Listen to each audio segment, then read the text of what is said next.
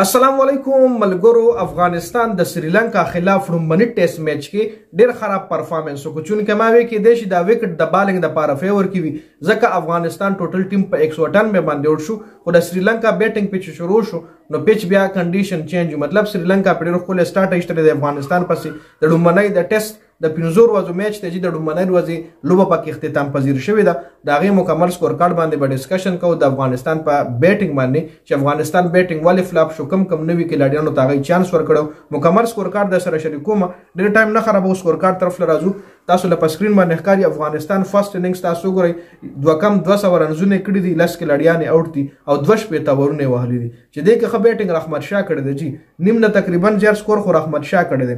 تاسو ګورئ ابراهیم زدران په 0 باندې شوی د اننګز په دویم بال باندې لیګ بیفور شو. جی نور علي زدران یو در شنزونو باندې اوټ شوی دی، ښه بیټینګ روان کړی و، رحمت شاه سره خپل پارټنرشپ روان کړی. رحمت شاه په 9 رنزونو باندې سنچري کې 9 رنزونه پاتې او اوټ شوی دی. جی شاهدي په 19 رنزونو باندې اوټ شوی دی، ناصر جمال په 0 رن باندې اوټ شوی، اکرام علي خیل 21، کیس احمد 21، ضیاء الرحمن 4 رنزونه، نجات مسعود 12 رنزونه، نوید زدران 0 رنزونه او سلیم صافي هم په 0 باندې اوټ شوی دی او نوید زدران نټ اوټ پاتې شوی دی چې شپږ بالونه وهلي دي او 0 رنزونه کړی دي. جی نو دا کمپلیټ د افغانستان بیټینګ لاین اپ ته. جی په کار خدا و چې دی شاهدي، ناصر جمال او اکرام علي خیل چې د خپل ذمہ داری چته کړی و، ځکه ابراهیم زدران اوپننګ فیل شنو، بیا اوپننګ له سهارا چې کوم دی بیټینګ له سهارا رحمت شاه او نور علي زدران ورکړه، یو خپل پارټنرشپ بیلډ کو، او بیا کته شاهدي له ناصر جمال له اکرام علي خیل له دایله پکارو چې د ذمہ داری چته کړی و او سکور مخکې بوتلې وي،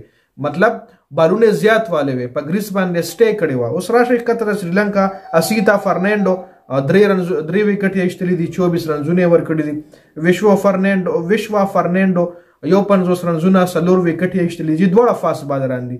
چمیکا 0 وکټ ایستلي دي او 50 رنزونه ورکړي په 9 اورونو کې. جیسوریا پرابر جیسوریا 15 اورونه کړي دي، شپږ رنزونه ورکړي دي او 3 وکټ پکې 2 ایستي، دا سپینر بالر دی.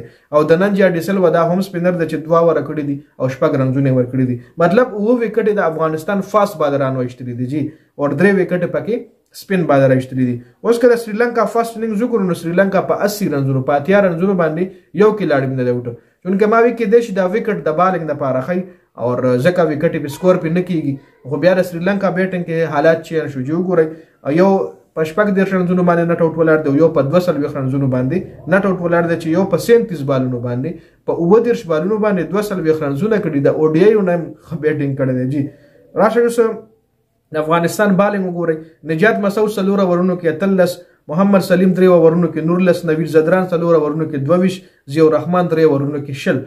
مطلب بالران ټول نوی دي، سلیم صافي دی، نجات مسعود دی، نوید زدران دی، ضیاء الرحمن دی.